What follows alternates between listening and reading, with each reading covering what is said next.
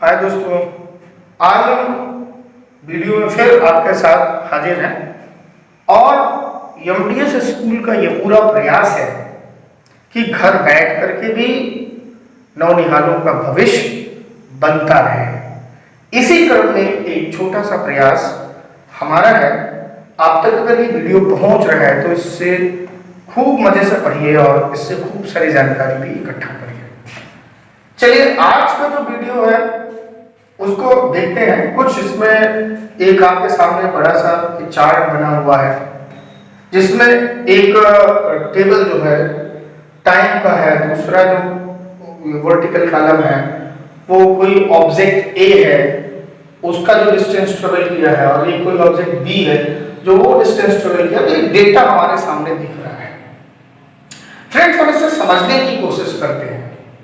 अगर हम इसको ग्राफिकली देखें या फिर थोड़ा सा कंपैरेटिव देखें तो हमें पता चलता है कि कौन सी ऑब्जेक्ट फास्ट चल रही है, कौन सी स्लो चल रही है। पहले मैं आपसे बात करूं, मैं अगर इस डेटा को आप समझ देख पा रहे हैं तो अगर मैं इस डेटा से कंपैरिजन करूं कि ये ऑब्जेक्ट ए है और ये ऑब्जेक्ट बी है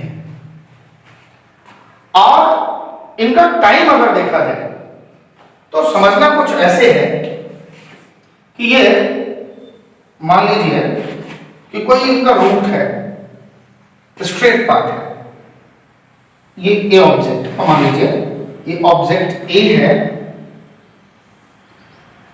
ये इस पे चल रही है। टाइमिंग देखा गया तो अगर ये 0 से चलना शुरू की तो ये 9:30 पे, ये 9:30 AM पे 10 मीटर की डिस्टेंस पे, 10 मीटर। और मैं यहीं पे एक ऑब्जेक्ट जो दूसरा है उसकी बात कर लूं, ऑब्जेक्ट बी की बात कर लूं दोस्तों आपसे, ऑब्जेक्ट बी की बात कर लूं, ये ऑब्जेक्ट बी, तो ये भी 9:30 पे, ये 0 इनिशिएशन, ये भी 9:30 पे कितने पे है, 12 मीटर पे है। ये 12 मीटर पे, 10 मीटर पे। बात इसको देखने से हमें क्या लगता है कि ये ऑब्जेक्ट ए और ये ऑब्जेक्ट बी अगर घड़ी में देखें तो 9:30 9:30 इसमें भी है, 9:30 इसमें भी, और अगर दोनों एक साथ चलना शुरू करती है तो ऑब्जेक्ट बी ये 12 मीटर की डिस्टेंस कवर कर लेती है और ये 10 मीटर। अब आपके मन में तो ये चीज मैं पूछ ही सकता हूं आपसे कि एक की स्पीड ज्यादा है या बी की स्पीड ज्यादा है। तो बेटा आप एक चीज हमें बिल्कुल बता सकते हो कि सर अगर 9:30 पे अगर ये एक साथ चलना शुरू किए 0 से, और अगर ये 9:30 पे सिर्फ 10 मीटर गई और ये 9:30 पे 12 मीटर गई तो बी की स्पीड ज्यादा है। अगर हम 9:45 पे देखते हैं, 9:45 पे देखते हैं, सॉरी 9:45 पे देखते हैं, 9:45 पे देखते हैं, तो क्या हमें इस डेटा से मिलता है कि जो ए ऑब्जेक्ट है वो 12 मीटर गई, सॉरी वो 20 मीटर गई, 20 मीटर गई, लेकिन जो बी ऑब्जेक्ट है वो सिर्फ और सिर्फ 19 मीटर गई। अगर इन दोनों के बीच का गैप देखें, टाइमिंग का जो वो इंटरवल है वो यहां से यहां के बीच में 15 मिनट का है और यहां से यहां के बीच 15 मिनट का है, यानी समान जो इनका टाइम है वो सेम है, लेकिन डिस्टेंस कवर करने का जो वो है वो इससे ए वाला जो ऑब्जेक्ट है वो 1 मीटर ज्यादा डिस्टेंस तय कर लिया बी वाले से। अब फ्रेंड्स एक बात तो समझ में आती है कि टाइम अगर सेम हो और डिस्टेंस ज्यादा कम ट्रेवल होती हो तो ये बताता है कि वह ऑब्जेक्ट अगर जो कम डिस्टेंस कवर की उसकी स्पीड कम रही होगी और अगर जो ज्यादा डिस्टेंस कवर की उसकी स्पीड ज्यादा रही होगी। लेकिन ये बात तब जब टाइम क्या हो, कांस्टेंट हो। यानी अगर देखा जाए तो दोनों के बीच जो 9:30 से लेके 9:45 और 9:30 से लेके 9:45 ए और बी दोनों के लिए तो जो टाइम इंटरवल है वो सेम है, 15 मिनट्स का। बट जो डिस्टेंस कवर किया गया उनमें ये बता रहा है कि नहीं, ये इसमें तो सिर्फ और सिर्फ 19 मीटर की डिस्टेंस कवर की यहां से यहां तक, और इसमें 20 मीटर। तो दोस्तों ये जो ये चार्ट बना है ये आपको क्या समझाने के लिए बना है, आप इससे क्या समझ पा रहे हैं? इससे ये हम समझाने का प्रयास कर रहे हैं कि ये जो डेटा है वो ये बता रहा है कि कौन कितने समय में तेज चलता है, कौन धीरे चलता है। यानी सब छोड़ो, बहुत सा अगर खराब सा लग रहा है तो अच्छा सा समझने का कोशिश करो कि कोई ऑब्जेक्ट तेज चलती है तो कोई धीमी चलती है, कोई धीमी चलती है तो कोई तेज चलती है। कंपैरिजन, अगर कंपैरेटिव डेटा इसको समझ रहे हैं तो यहां पर एक कुछ समय में तेज चल रही है तो बी कुछ समय में तेज चल रही है, ए कुछ समय में धीमी चल रही है तो बी किसी समय में तेज चल रही है। यानी स्लो एंड फास्ट एक दूसरे के कंपैरिजन में चल रहे हैं, जिसको ग्राफिकली भी रिप्रेजेंट कर सकते हैं। जो आगे आपको मिलेगा वो मैं आगे बताऊंगा। फिलहाल इस चार्ट से हमने ये आपको बताने का प्रयास किया, कोशिश करी कि कौन सी ऑब्जेक्ट तेज है, गति से चल रही है, कौन तेज मोशन में, कौन स्लो मोशन में। अब बात करते हैं, एक छोटा सा सवाल आपके बोर्ड पे दिख रहा है। इससे मैं और भी डेटा आपको, इस डेटा से और भी इंफॉर्मेशन दे सकता हूं, बट यहां से और इससे हमने ये बताने का प्रयास किया कि ऑब्जेक्ट स्लो भी चलती है, फास्ट भी चलती है। देखते हैं, ये एक आपका बहुत ही इंटरेस्टिंग सवाल एनसीईआरटी बुक का है, इसको समझने का प्रयास करते हैं। कि डायरेक्ट हमने सवाल आपके बुक से ही उठाया है और बिल्कुल हमें पता है कि जो मैंने अभी इसके पीछे पिछली वीडियो में डिस्कस किया उससे आपको बहुत मदद मिलेगा। कैसे मदद मिलेगा देखते हैं। Currently an object has moved through a distance, can it have zero displacement? ये कह रहा है कि an object has moved through a distance, एक कोई ऑब्जेक्ट है, मान लिया कि ऑब्जेक्ट है, has move through a distance, इसने एक डिस्टेंस कवर की, ये ए टू बी गया। मान लिया कि ये ऑब्जेक्ट जो ए से बी आ गया, ये बी हो गया, और मान लिया कि 100 मीटर है इसके बीच का। लेकिन अगर यही ऑब्जेक्ट जो ए से बी गया, अगर यही ऑब्जेक्ट फिर से बी से ए आ जाए, यानी 100 मीटर फिर आ गया, तो ये जहां से चला था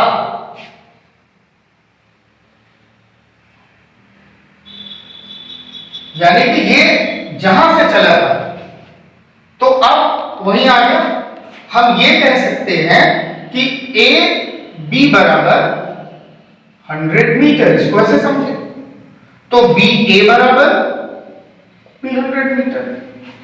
अब अगर वो जहां से कितनी दूरी में चला तो हम कह सकते हैं कि डिस्प्लेसमेंट हो जाएगा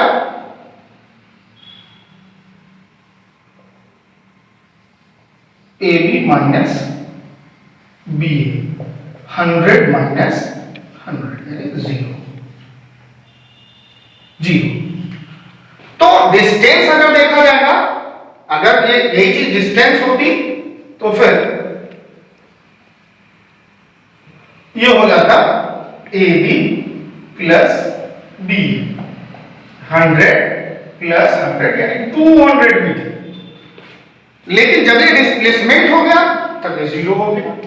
तो जो ये सवाल है कि an object has moved through a distance, मान लिया कि वो डिस्टेंस 100 मीटर चल दिया, मैंने एग्जांपल लिया, कहा था कि यहाँ पे सपोर्ट करना है कि आप आंसर विद एन एग्जांपल, तो मैंने ये सपोर्ट किया आपको और कहा कि can it have zero displacement? Yes, it has zero displacement. मैं बड़ा सा यस लिख रहा हूं बेटा, हाँ ऐसा लगता है जीरो डिस्प्लेसमेंट हो सकता है। इफ यस, अगर आप यस कहते हो तो support your answer with an example. हमने वो एग्जांपल लिया कि एक ऑब्जेक्ट ए है जो 100 मीटर चलती है, और अगर 100 मीटर चली और अपना पोजीशन इसने बी किया, तो दोस्तों अगर ये बी कर लिया तो ए से बी का जो डिस्टेंस है वो 100 मीटर है। लेकिन अगर ये ऑब्जेक्ट फिर से ठीक उसी के उल्टे डायरेक्शन में चली और सेम पॉइंट पे पहुंच गई, ये हमने जो एरो लगाया ना बेटा, ये डायरेक्शन, ये वेक्टर है, ये उसी जगह पे फिर से पहुंच गई, तो जहां की वहीं पहुंची एंड डिस्प्लेसमेंट 0।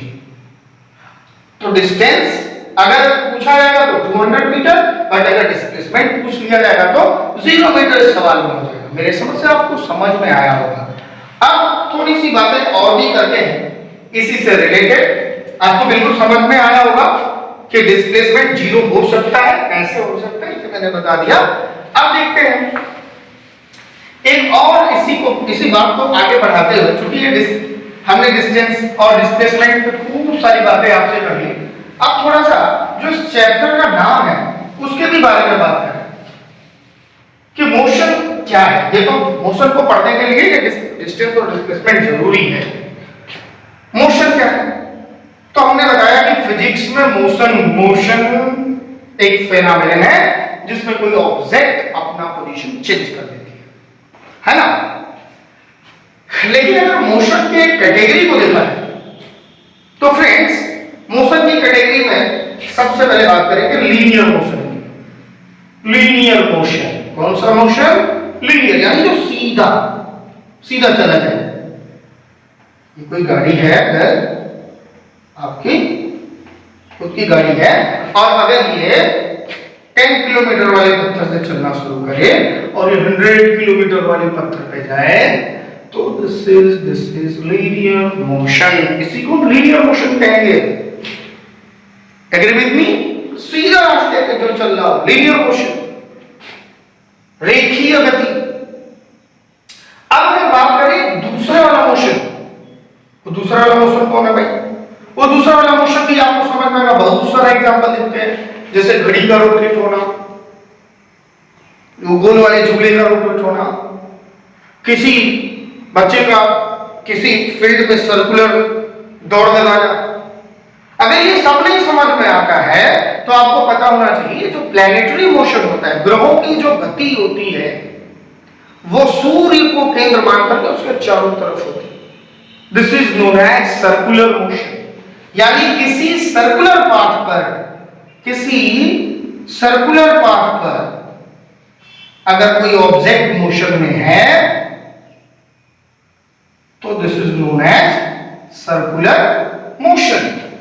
तो ये लीनियर मोशन हो गया। और दोस्तों ये वाला जो मोशन, वो कौन सा मोशन है? सभी लोग बोलेंगे मुंह से, सर्कुलर मोशन। बोलो हाँ, ये क्या है? Circular motion. यस, सबको समझ में आ गया? इसका एग्जांपल है प्लैनेटरी मोशन। एक और भी तरह का मोशन होता है जो थोड़ा डिफाइन करने में मुश्किल होता है, इसलिए इसको बोलते हैं कॉम्प्लेक्स मोशन। आपका एनसीईआरटी का बुक बोलता है कॉम्प्लेक्स मोशन। अरे भाई ये कौन सा मोशन आ गया? सब तो सुना था, कॉम्प्लेक्स मोशन। ये कॉम्प्लेक्स मोशन क्या होता है? जैसे मान लीजिए कोई जिगजैग मोशन कहता है, ये चला यहां ऐसे वैसे इस तरह से, ये कहां चल रहा है।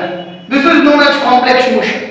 जिसका डायरेक्शन क्लियर ना हो, जल्दी मैग्नीट्यूड क्लियर ना हो, तो this is known as complex motion. तो दोस्तों आज की क्लास में हमने आपको बताया व्हाट इज मोशन।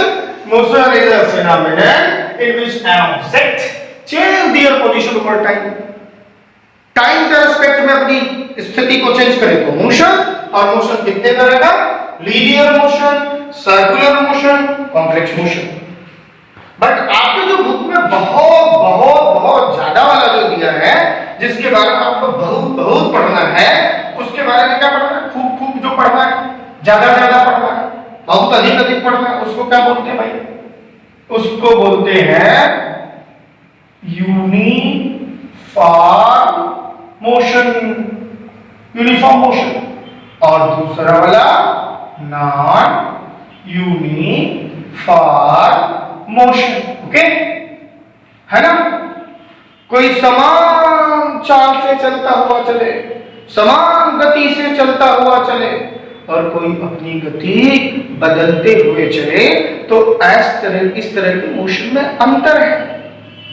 जो एकदम एक ही स्पीड से कंटिन्यू चलता रहता है उसे बोलते हैं यूनिफॉर्म मोशन, और जो अपनी स्पीड को कम ज्यादा करता है उसे कहते हैं नॉन यूनिफॉर्म मोशन। इसको आगे खूब ढेर सारे हम ग्राफिकल चार्ट से समझने की कोशिश करेंगे, ढेर सारे न्यूमेरिकल डिस्कस करेंगे, समझ में आएगा। तो आज के लिए बस इतना ही। Okay, bye bye.